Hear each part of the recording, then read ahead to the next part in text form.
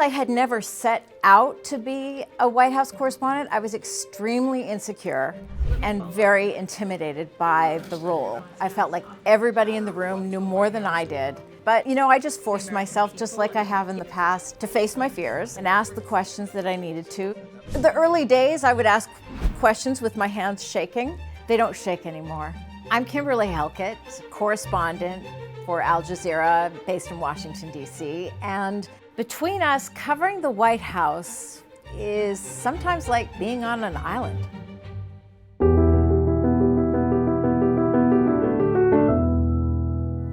I thought I was doing everything wrong. I remember early on in my career asking questions and everybody laughed and I was just mortified. But then I realized that the people I was doing it for, the viewers, really liked what I was doing. I just keep pressing until somebody kicks me out or shuts me up. Is the president looking at his polling? That's a heck of a question.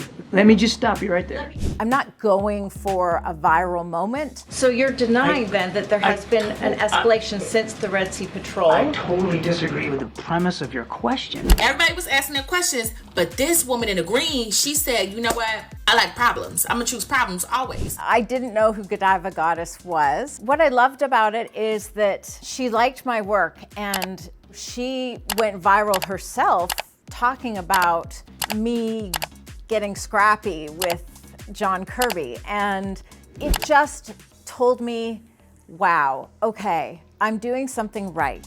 She felt the passion that I felt, that he was not answering the question. So there has been escalation. Okay, again, let me stop you. I sometimes feel badly that he gets so frustrated with me because I do like him as a person. I think he is a very smart man. I have answered your... on the bombs Ma'am, I've that answered are going to your be question. dropped. Sometimes I do pay the price for my bad behavior. One of the press secretaries for Donald Trump, Sarah Sanders, who's now the governor of Arkansas, didn't call on me for 2 years. We've since learned it was because she was told not to. And then sometimes I get blamed for things I didn't do. With Donald Trump's administration, the press secretary, Kayleigh McEnany, I was pressing her on something and I said, okay, you don't want to engage. And I was falsely accused of calling her a lying bleep, which I didn't. But that did not stop her followers, her supporters, going on just a vitriolic rampage against me. And that was actually one of the scariest moments because that's when I got death threats. They stalked my daughter on Instagram. I don't really care if people are mad at me, but I do care if they go after my kids. And that really upset me because I felt so powerless to protect my daughter. And I actually cried because there was nothing I could do. It made me feel really frightened every time I left the White House campus and that security perimeter. I was afraid because there are guns in the United States, and there are a lot of them, that I might get shot. That one was upsetting because I actually hadn't done anything. Sometimes I think in Washington you have to ruffle a few feathers because it is so rigid in terms of the structure, and it's designed that way. It's designed to control the message.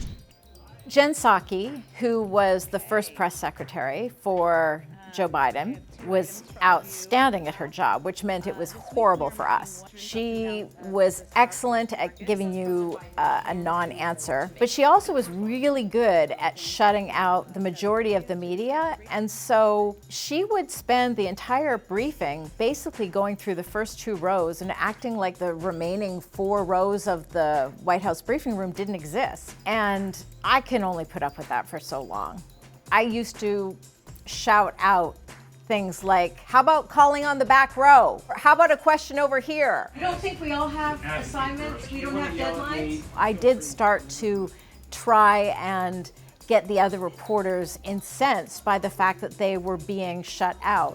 Eventually there was a letter signed by dozens of journalists within the White House briefing room who signed it in protest against the administration and the fact that they weren't calling on a broad spectrum of reporters. And so I felt like I had been successful in helping to spurn that.